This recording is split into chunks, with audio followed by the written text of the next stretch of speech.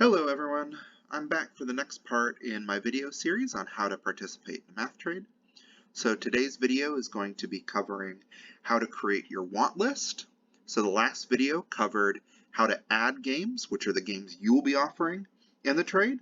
This video is focused on how you pick what games you would want back in exchange for your games in the trade.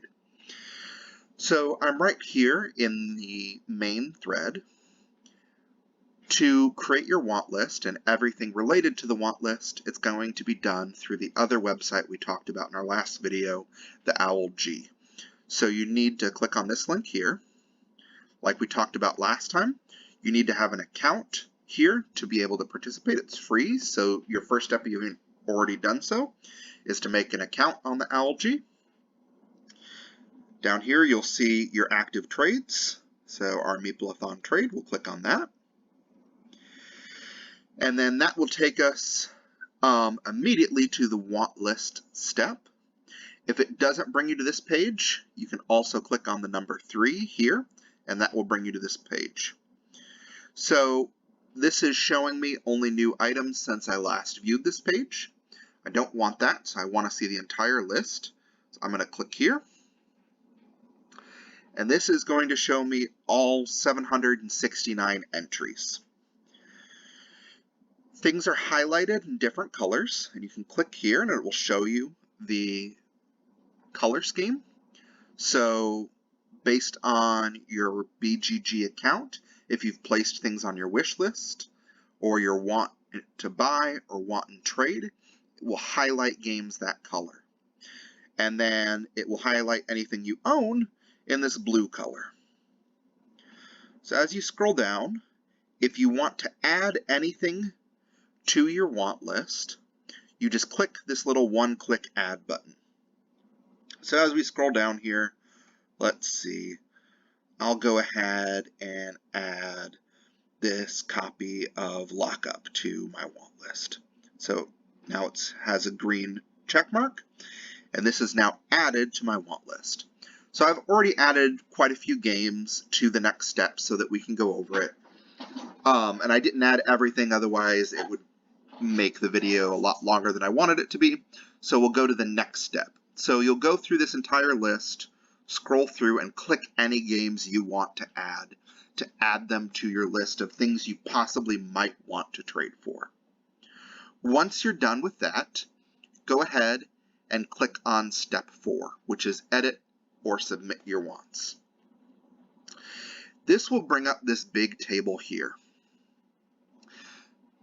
At this point, there are several different ways that you can do this. I'm going to show you the way that I run my want list.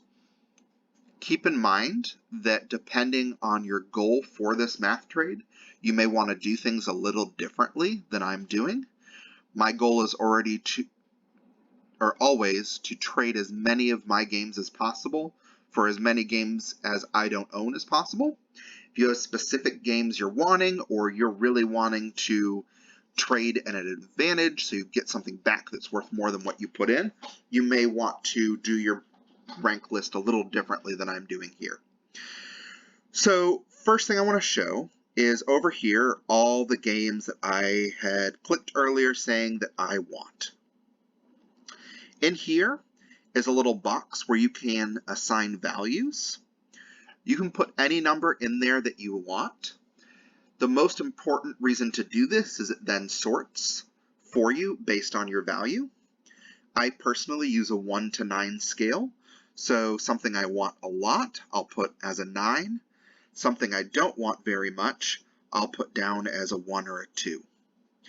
Once you've placed values for everything, you can go down here and click Confirm Changes, and then it will sort them by value. So if I go ahead and put a number here for Lockup, and then click Confirm Changes, you can see that Lockup will now be rated at a 4, and will be lined up over here on the side. Up here, if you go to how to assign values and auto check boxes, it will bring up this reminder here, and this icon's also up here. This you can click on and put in values for your own games. So I've already done this so that you didn't have to watch me type, but you can value your own games. And I use the same scale for my own games. I do a 1 to 9 scale, and I'll explain what the zeros are later. So you can go ahead and put in values for all of your games. Then when you go back to this section here, it will arrange all your games from highest value to lowest value. Once you've done that, then this makes actually clicking the boxes way faster. So if you go here, so this is the auto checkbox feature. You then click this, and anything that I've valued as equal to or greater than the value I put in for my game, it auto checks. So as you can see, I have all these games valued at an 8 or a 9. The highest thing I have anything I'm putting in the trade valued is an 8. So all of these things are auto checked. Here you can see I have games that are rated a 7, and it auto checks everything except games that I rated as worth an 8. And as you scroll down, you can see as my rating gets lower, fewer of my things are checked. I can then manually go through and uncheck if I want to change things just slightly. But this makes the checking go much faster, and it makes it take a lot less time than manually going through and checking every box. It's much faster to use this auto check feature and then just manually make changings to the value based on what I might want to adjust slightly. As you can see, I'd rated 2 games a 0 earlier. I left these in the trade specifically for this video so that I would have something to do this for. So these are games that I had put in the list that someone bought off me prior to the trade closing. So I no longer have copies of these available. So because I valued them as 0, it didn't auto check them for anything. And so if you have a game that you actually aren't in possession of anymore, or that you decided you don't want to trade for anything in the trade, this is what you do. And you just submit an empty want list for it. So as you can see, there's nothing checked in this entire column, and therefore those games won't trade, and I don't have to worry about me no longer having the copy of them. So that's the first step of how you check things.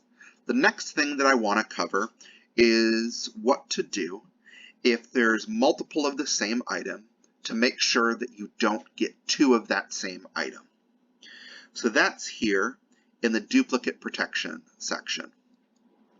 So if you click here, there's 2 ways to do duplicate protection.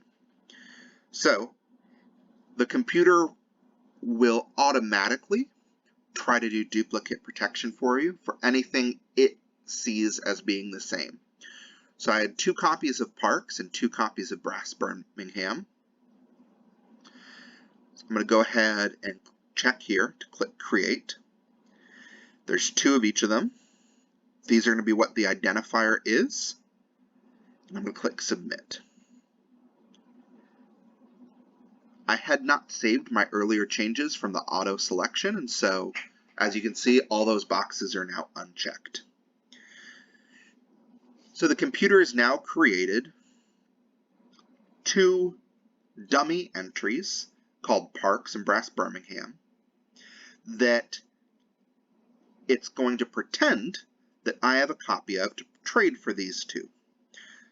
So the computer is going to pretend that I have this copy of Brass Birmingham here, that I'm going to trade for one of these here. And then down here at the bottom, I can select which of my games I want to trade for my dummy copy.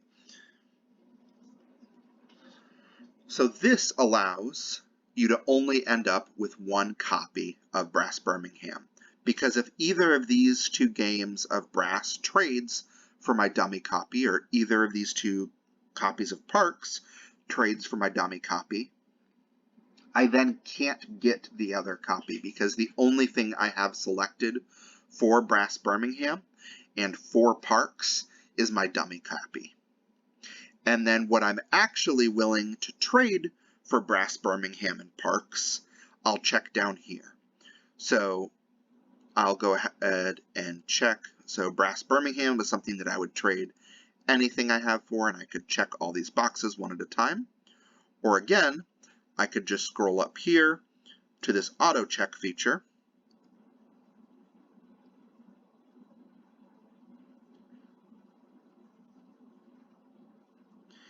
And the auto check actually doesn't work for that. So you'll have to manually go in and check each box for the ones that you're using duplicate protection for.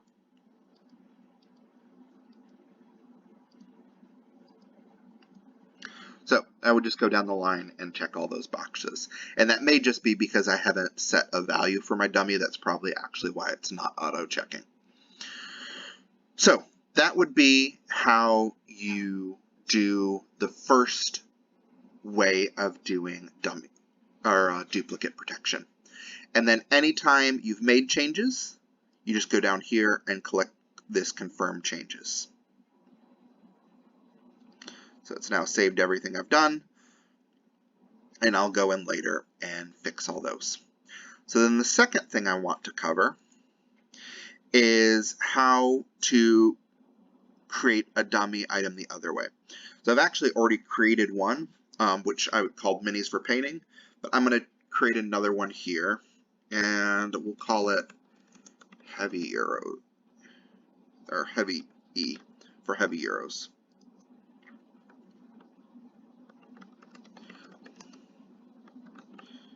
So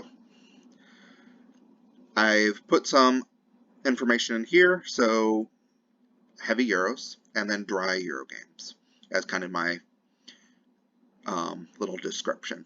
So the purpose of doing it this way is when you have two items that aren't exactly the same, but similar. So if you had a copy of Brass Birmingham and Brass Lancashire, the computer won't automatically create a duplicate protection dummy for you. You'd have to go in and manually. Or, for instance, the one I actually am going to use is this Minis for Painting one. But if I wanted to create another one, I could put in things like this and then click Create. And two games that aren't similar at all, I could then use duplicate protection for as well. So here in my Minis for Painting one, what I'm actually going to use it for is for some of these games here that I might want to get just for the minis. So these I have here, and I rated them low just so I could find them easily. I'm going to scroll here, and you can see down at the bottom right corner of my screen that I have Minis for Painting highlighted, and I'm going to select these three games as games I would trade for my dummy item, Minis for Painting. And then down here, I could select which of my games I want to trade in exchange for my dummy item, Minis for Painting. And that way, I wouldn't get multiple games for painting if I just wanted one. And so again, you can use this for games that are similar, or if there's multiple party games and you only want one of them, or two similar games like Brass Birmingham and Brass Lancashire, if you only wanted one of those. And again, whenever you're done, you would just click Confirm Changes. So that's most of how to submit your want list. There are other things you can do, and if you have other questions on ways that you can edit this or a little more advanced ideas on how to put values in here, there are lots of other videos and guides you can look at, but I just kind of wanted to give everybody a quick rundown of how to create a want list and how to do basic duplicate protection. So whenever you're done, at the very end, you go to how to submit your list and you click this button saying submit my wants. If you have an error with your duplicate protection, so for instance, I never clicked anything for that Parks dummy item I created, and it's going to show up as a warning that I have a non-empty dummy item not being used. Here, it's going to show everything that's currently selected for each of my games, and again, I'm not done making my list, but it can show you for each of your games what you're willing to trade it for, and you can scroll through this just to double check that what you've done is what you actually want. Whenever you're done, you can just hit this and it will submit it. To double check that you actually submitted, go and click over here. So this little people button, find whatever your name is. So I'm Joel Narfanatic, and you can see that I just submitted my want list. You can continue to resubmit and edit things up until the deadline. So don't feel that if you submitted something that it has to be final. I highly encourage you at each step just to kind of get in the habit of submitting it. That way it saves everything that you've done. And you don't have to worry about losing any time you've put into creating these. Let me know if you have any questions still about how to do want lists, how to make these lists, and I'm happy to answer questions, as I'm sure are a lot of other people in this trade. And then for anybody local, I'll also be at Mission Board Games Monday, and I'm happy to help anybody who brings their laptop in person with how to do duplicate protection and double check what you're doing to make sure that you don't have any errors in it. All right, I'll see you guys at Meepleathon. Bye.